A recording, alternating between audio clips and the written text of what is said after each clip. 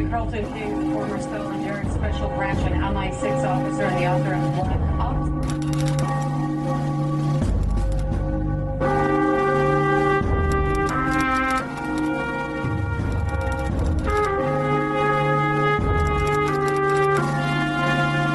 I was undercover for Special Branch in jihadi organisation.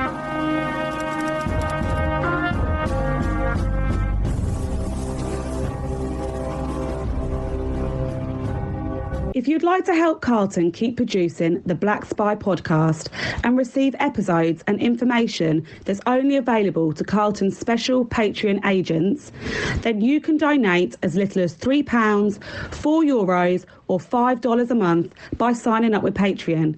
See the Black Spy podcast notes or Google Patreon Black Spy podcast and pledge your monthly amount. You can even win the opportunity to be a guest on the show. Thanks for listening, and don't forget to subscribe for free. My name is Carlton King, and welcome to the Black Spy podcast, the show that shines a light on the world of secret intelligence, national security, and armed governmental personal protection operations, but actually majors on everything, because that's geopolitics. And that's what all those other areas, national security, secret intelligence, etc., function into. It's that kind of hidden depth of what goes on outside of what the norm is. And so this week, we're looking at part 2 of the programme I started last week. Sally and Firgas Esack, maybe that robot, quite rightly actually, I just threw out there, around about 100 million people lost their lives in the Second World War. Okay, we were lucky we didn't lose that many people. I mean, it's a lot of people. We lost, 450,000 people. Same as around about the United States. That's not a lot of people. But, when the Soviets lost about, who knows, some people say 30 million, some say 40 million. The Chinese lost 30 million. These are millions of people who lost their life. And we were happy to drop atomic bombs to kill all at 1 second, literally tens of thousands of people. So what I'm saying is that if a robot or AI or machine learning sees that type of devastation, maybe it turns around and says, these people aren't fit to have this. They're not fit. I mean, yeah. I mean, to build on that conversation, there's so much narrative about going back to old skills, going back to traditional skills, embracing, our grandparents and our great grandparents and make do amends and let's go back to all of those sorts of things. If you took this isn't really a question, it's just a kind of ideological argument. Is it better to solve a problem with an old solution or with a futurist solution? I do futurist. I'm in a way I'm like Sally. I'm actually with Sally because I think it's fantastic that it can look at, example, every woman with breast cancer that they've got film of on their X-rays, and then start looking at patterns and start seeing, or on some of the type of system that we've utilised, I don't know what it might be, in the medical arena, and start looking at it and start saying, yes, okay, I can see all these connections, so we can push them aside because those never turned out as cancer, but these did. Bang, so let's put all our efforts into there. To me, that's brilliant. It's fantastic. And probably to get that type of capacity, you need to give them the freedom, these beings or whatever beings they are. We need to give them the freedom. But if let's say we were really humanitarian and we really put into that mechanical being's thought processes, that everything, all life is sacred, then what would it think about us just willy-nilly spraying tens of thousands of bloody ants? Or what would it think? Or the way we butcher thousands of cattle? What would it think? But it's ironic, isn't it, that you're saying, we can drop a nuclear bomb and kill millions of people. We can do this, we can do that, and we're worried about the robots. I think we should be worried about exactly. That's what I'm saying. That's my fear. That robot can look at us and think these people they shouldn't have this sort of capacity. In fact, they may even turn around and say, these people are the worst thing on this planet. Get rid of them. they might look at us and think these people really need help. They do. They may do. So what if? So question for both of you. What if that there were a global law that all the humanoid robots needed to grow and learn and develop in one community somewhere, maybe another planet that had nothing to do with, so they weren't learning our bad habits. Yeah, look, it's not just that. It's the whole AI systems. It's. I can remember back in the 80s, when we first put in ANPR. Right, ANPR now, everybody knows what it is, automatic number plate readers. Everybody knows it, ANPR. It's just a given. When we first put that in the 80s, and it was secret. The branch, I was in special branch, the branch knew about it, and the branch utilised it to seek out IRA. So it could read every number plate coming into London, slower than it can today, obviously, and we got it. But it was secretive. You weren't allowed to do it. Right, in terms of people didn't know about it. I can remember going on a course in Austria, speaking to the Austrian gendarmerie and explaining to them, fluent German speaker, so I was explaining to them, this is how we function in the United Kingdom, blah, blah, blah, blah, blah. And the general in charge of them said, listen, if I come to... Actually, he took me to Vienna and he showed me the single camera, and I'm not lying to you now, the single camera which they had, and this is like 2000, the single camera which they had on the Opera House. And he whispered, he said, now and then we turn it away from the Opera House to see if there's other things happening. Right? A single camera. I said, General, next time you're in London, give me a shout. I'll have spoken to the commissioner, I'll get the authority, and I'll show you our control room. So he came over, his Batman called me, the person who is this, his person who works for him, number 2, said he's coming to London. You promised him to see Scotland Yard. Can you show him the camera system? Yeah. This guy came and he looked, he said, this is Star Trek. He couldn't believe it. He said every street's covered with cameras. What the hell? What's this? Right? Because it wasn't allowed there. You couldn't put cameras everywhere. But we'd accepted it. So what I'm saying is, you can have technology and it can function and it can be great. But the question is, when you're controlling it, it doesn't mean to say that everybody controls it at the same way and in the same manner. We allowed a great expanse of cameras all over the place, right? They didn't. They had a thing called the Großer Lauschangriff, where they're not allowed to have automatic stuff lying around in Austria and in Germany, to be fair. So that's how they had it. Now, it's changed a bit now because they had a big old parliamentary debates about bringing up more cameras and security and safety, right? And at one stage, we were the most cameraed place in the world via none. That now goes to China, which has gone a step further than even we have, because now it's putting all the AI together and the cameras and facial recognition and the system. So if you do jaywalking in some cities, not in all cities yet, but in Shanghai, an example, if you do jaywalking, your picture comes up and says, Jonathan or Zhaozing, you doing a jaywalk, you shouldn't do that because it's got you tagged. Now, the positive side is, in that city, just to give Sally a bit, in that city, you don't need a credit card. You basically walk into a supermarket, you put all your stuff in the bag, you walk out, it sees your face and it charges you. So there's two sides to all of these coins. There always are. Well, there is, but also, Carson, I mean, we spoke at the top of this week about the Nicola Bulley case, right? And they're asking people with dash cams. Yes, exactly. There you go. To give evidence. But I mean, but do you know what I mean? It's like the amount. I mean, okay, I know you've said that we need to be ambivalent about this, but I personally, I am quite fascinated by this case because to me, if she had a Fitbit on, they should be able to track the GPS of the Fitbit. Private company, of course, you'd have to ask the private company to give you give you its status. But surely the police can ask for that. But it's an American company, so it might not give it. Do you know what I mean? Like the phone left on the bench, It like I said to you at the top of the week, it doesn't add up to me, right? But the fact that they're asking for dash cam footage, right? Yes. surely the police, surely there's CCTV. Why are they asking for dash cam footage? Why? Because there may have not been cameras where that was. There may have not been official cameras where that was, i.e., the local authority cameras where that was.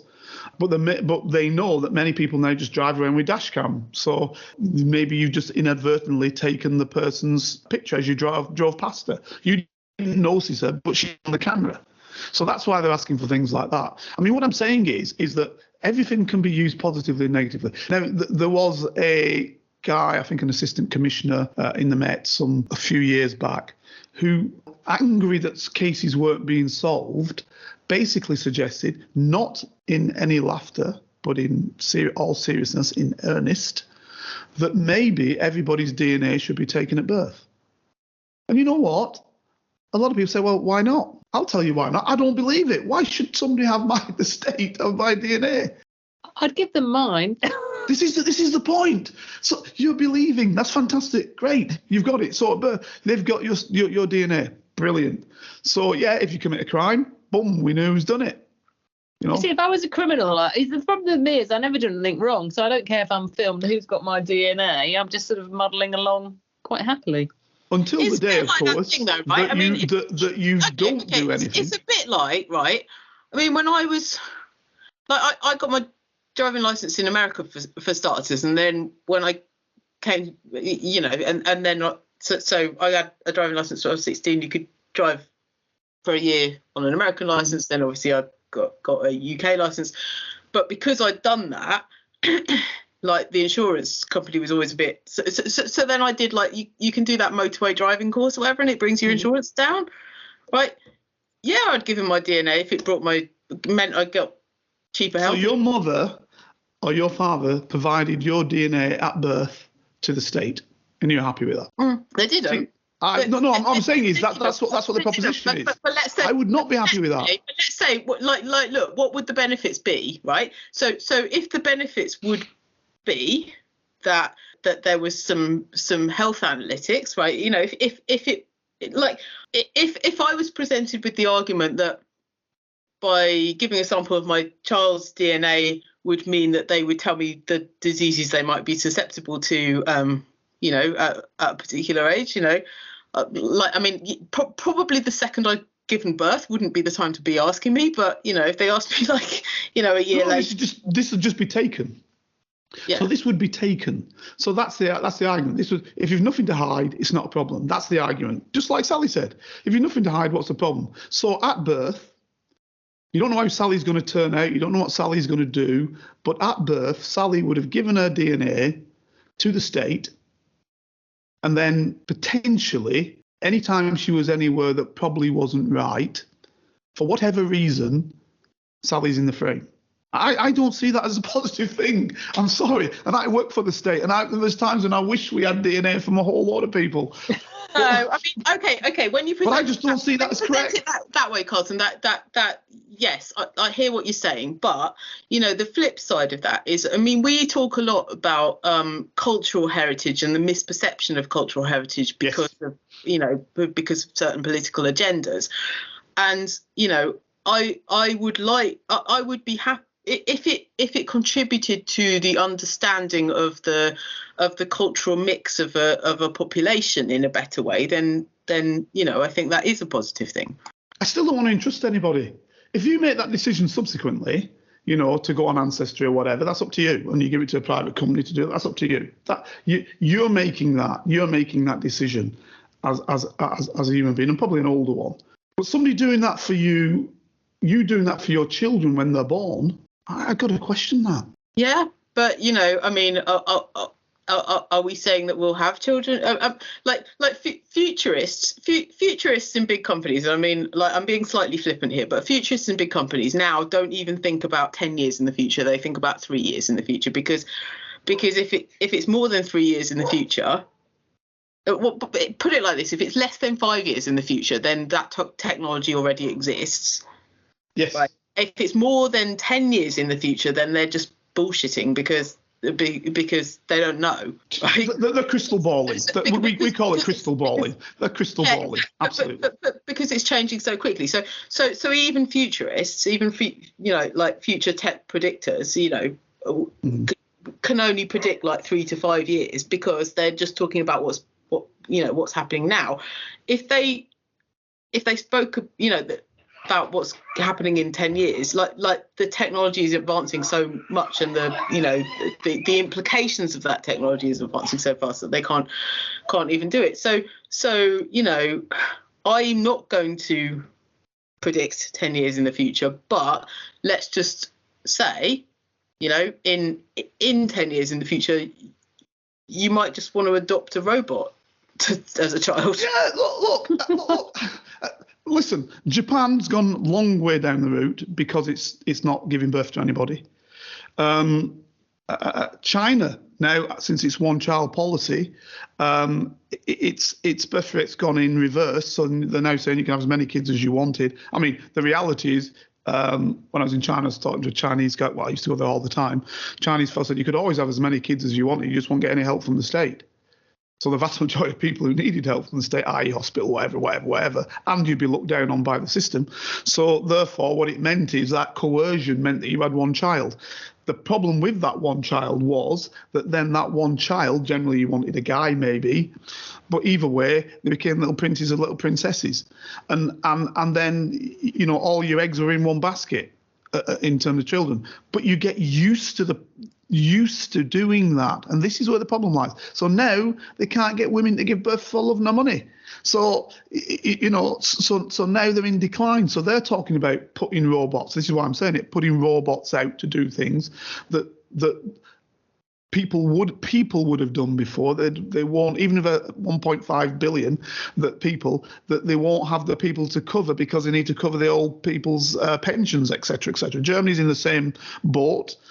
They need more people, and what it's done is obviously taken in many, many refugees, etc., to try and cover that. So what I'm saying is that in this world where we sit right now, there are reasons for doing things and reasons for not doing things. And one of the reasons for doing any type of AI, generally though, comes down to, even in China, which is basically state capitalism, comes down to, basically money. So that's the big thing that we can't control. That's what I'm saying where the danger is. So yes, somebody will come up and say, for you, Sally, yeah, let's put in place this system to try and make sure that nothing goes wrong here. But the wealthy people who run these big conglomerates now, big multinationals, just say, OK, fair enough, we'll actually produce that bit outside the country. So it's not under your control. Right? That's how they're doing it.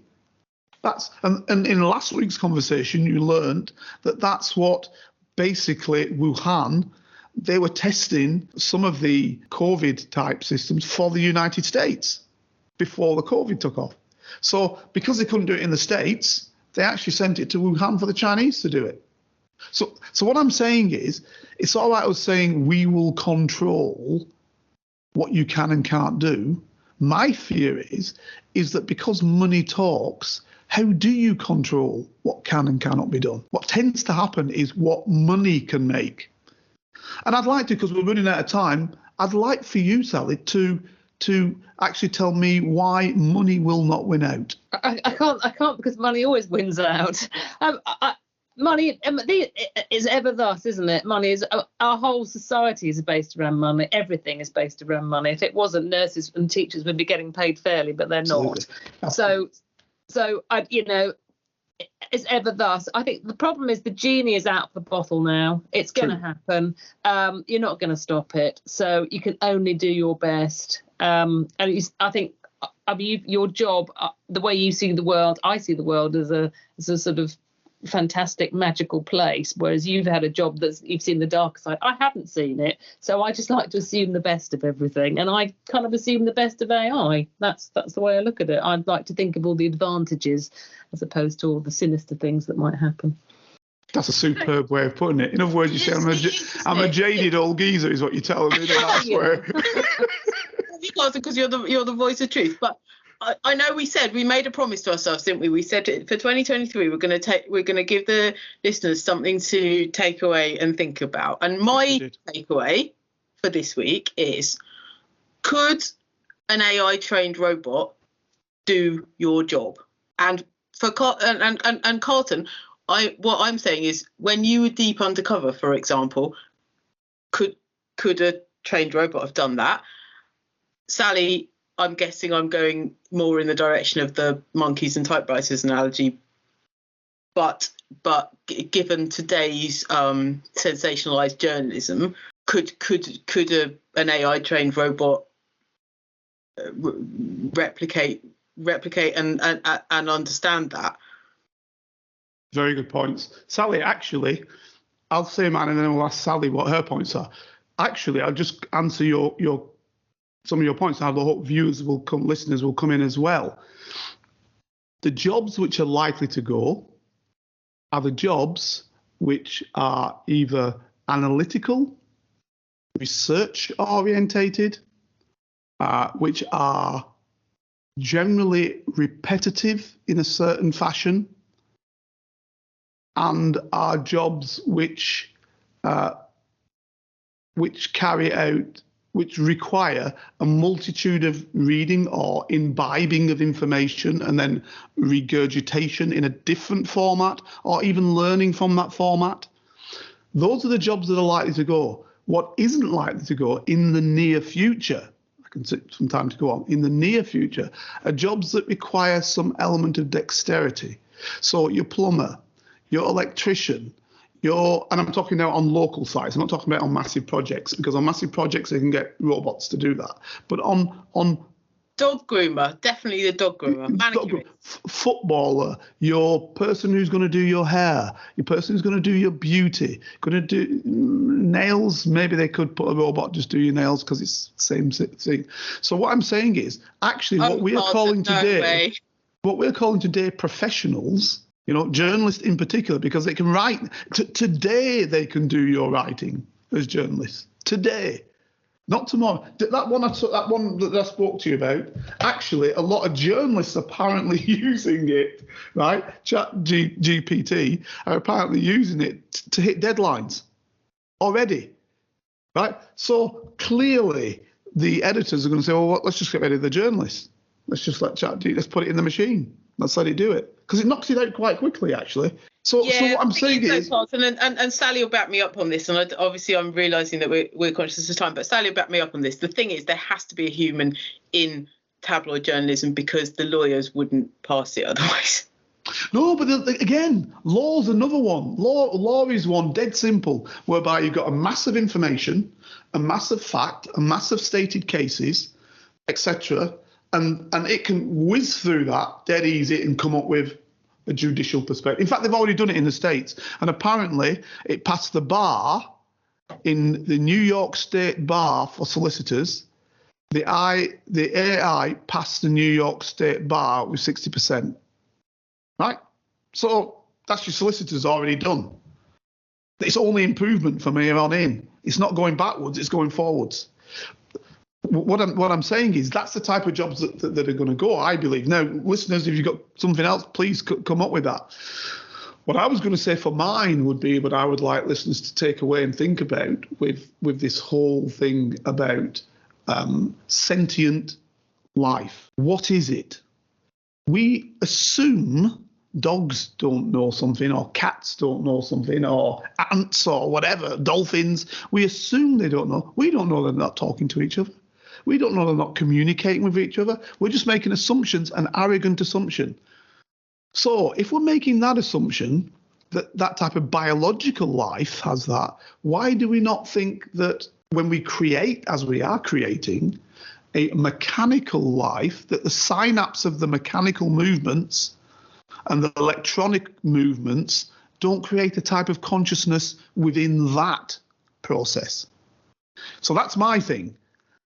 Does that then create to them the belief in their capability above and beyond ours and other biological life forms?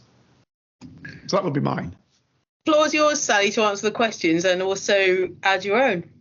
Well, I mean, the AI is already doing my job. And before then, journalism was in decline anyway, because it's called online copy now. So, I mean, I used to earn a fantastic living as a journalist. Now, if I was only a journalist, I'd barely be able to pay my bills. So that it's already gone. AI is already doing it. I'm going to retrain to be a plumber. Who knows? I mean, I like to think I've written a novel and it's not published yet, but I wonder if AI could write a novel and you would know it was AI, because I just think there's something human that you will never going to recreate in a machine. It'll be that something. You won't be able to put your finger on it, but there'll be a certain something. That's what I like to think. So consciousness is awareness of self. I mean, all animals are aware of themselves, that they're alive. And I wonder, can machines ever develop true consciousness? Can they be aware of themselves? I don't know at the moment, so we'll just have to wait and see. Your question, read the book, Sally. If you type that into the internet, that will be answered for you right now, right? There's several artists who have already screamed and shouted at the fact that art is now being created by the machine is from a company called, a British company called, I'm trying to remember, my brain. DeepMind. It's called DeepMind. And the reason why DeepMind is important, there's a Chinese game, and I've forgotten the name of it, but it's got so many different possibilities on moving, right, that there are more atoms than there are to an end of the possibilities on moving. So it's way ahead of chess. And the Chinese, Japanese, Koreans love this game. And in 2015, they basically had a competition where the British guy who created this put his machine up against the top player in the world. And it won 3 out of 4. And what it was doing is, it wasn't just making moves because there's too many to figure out. And that's the whole reason why they thought, said, yeah, we've all seen what happened with Kasparov, that's easy, because it could factor out all of the particular moves they were on a chessboard, and that's easy. No, there's too many moves. It was actually looking at how the guy was playing and then playing against how he was playing, taking into account what it felt the guy's move might be. Right? So you're asking a big question there. It's taking predictive movement on, not on itself, but on what the player might be doing. And it made a move that the player said, oh, this is a crazy move. Nobody's going to make that move. I've got him now. And it killed the player, massively destroyed him. So this is the thing. And there's an artist. I'm just going to finish on the artist. The artists are now saying, and I think it's on, one of the big art things, are no longer taking on board art that's been done via AI because they cannot tell the difference. Seriously, we're already there. The problem is we don't know, but we're already there. But also, I mean, like, it depends on the quality of the novel, doesn't it? I mean, like, or it depends on the, it depends, because there are lots of novelists who would say that they just mass produce their own work. True. Right. True. I mean, like even outside of literature, or let's in inverted commas call it literature, but even outside of that, but my best mate Matt, right, his record label now does this thing where artists, I mean, it's a dance music label, but artists have the option to self-create their own album artwork through AI based on the music, right? So the AI makes the album artwork for them. Yep. Yeah. Right. Based on what it hears from the music, but it's not what. So it's taking away what the artist hears about the music. It's creating what the AI hears, right? And it's actually very, very good. But like, let's say you, I'm not being disparaging to Mills and Boon or that sort of job, but let's say you write that sort of thing, and you've got a brief to churn out a book a month or something. Yeah. Well. I mean, probably you could train. You could do that via AI. I mean, I would even say. I mean, again, I know this is heresy to say this, but if you write you could probably train a robot to write Julia Donaldson poems. I know this is heresy, and I love Julia Dawson, but it's formulaic, isn't it? Yes. So anything that follows a pattern. I was trying to find the emeritus professor's name from Stanford University, who was on the program's called Frontline. Or do you remember Carlton? Actually, Carlton and Sally, you're probably okay. I'm not. With all due respect, you're of an age where you probably remember the Mr. Men books. Yeah. Like a robot could have easily written those. Yeah. Now this is the point I'm making because we're going way past Mr. Men. The emeritus professor of English from Stanford. And if you look on the internet, I think it's on it's PBS and it's Frontline, and basically it was in 2019, and it was talking about what the capacity was of the new AI, which included at that time version 2 of ChatGPT. We're now coming up to version 4. And she looked at 2 pieces of work, one done by the computer, by the AI, and one done by supposedly a great writer. She said, I can't tell the difference. Said, what I can tell you is the grammar is much better on the computer one. On the it's not a computer. It's machine learning. So it's on the ChatGPT. The grammar's better, number one, and of course I would never have been able to tell you which was which. I wouldn't have a clue because the capacity is fantastic. Yeah, those are her words. Fantastic. And I guess this all goes, this all sort of circles back to the kind of wellness and the other things that humans need apart from to deliver a job for a certain amount of money, which again is that other ideological debate. Well, look. Well, how do we pay them? This is another debate. But this is a whole other debate. Maybe this is episode 2. Maybe this is episode 2. Well, it's episode 2 already because you won't know. But again, we've run 1 minute, 1 hour 26, about 1 hour 20. Run about 1 hour 20. This always happens. Always happens. All I say is, let's wrap this up for now. If we want to, we have to. And if we want to go back, but Sally, do you want to wrap this up? Well, I'd like to read this book by AI. I'd like to read the whole novel, and then I'll have an opinion, but I can't at the moment. But still, I'm interested to see what its writing is like. That's brilliant. So listen, Sally, fantastic to have you on board. We'd love to have you back on again because I love your point of view. I'm actually with you, on most of these things. I'm actually with you. I just feel there's we can be seen through. That's my fear, that we're too often dangerous. And things might see through us. That's my perspective, not because they are negative, but because we are. So that's my view. Again, Fergus, as ever, thank you very much, my partner in crime. Love it. This is what midweeks are made for, isn't it, Carlton? This is You're what not wrong. we do. This is like my.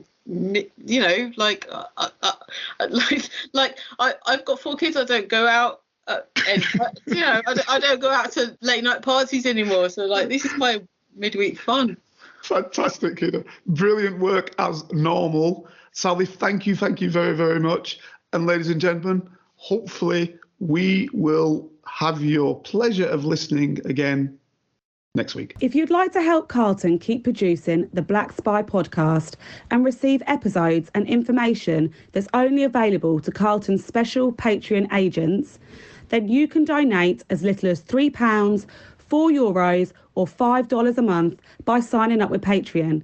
See the Black Spy podcast notes or Google Patreon Black Spy podcast and pledge your monthly amount. You can even win the opportunity to be a guest on the show. Thanks for listening, and don't forget to subscribe for free. Here is a working class spy telling his stories, the secrets, the lives of spies. Feel free to message Carlton King on all socials and give this show 5 stars on Apple iTunes and subscribe so you never miss a single episode. For your ears only. In the quarter of a century, I was a member of Her Majesty's Secret Intelligence Service.